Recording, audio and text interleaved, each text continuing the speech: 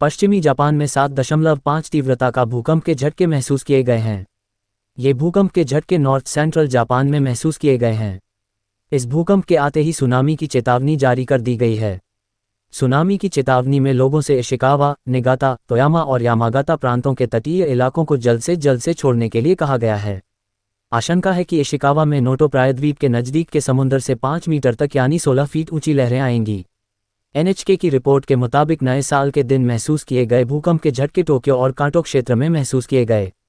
Tsunami की चेतावनी जारी करने के बाद इशिकावा, निगाता, टोयामा और यामागाटा प्रांतों के तटीय क्षेत्रों को जल्दी से छोड़ने का आग्रह किया, जिसके बाद 1.2 मीटर से अधिक बड़ी लहरें इशिकावा में नोटो प्रायद्वीप के वाजिमा बंदरगाह तक पहुंच गईं।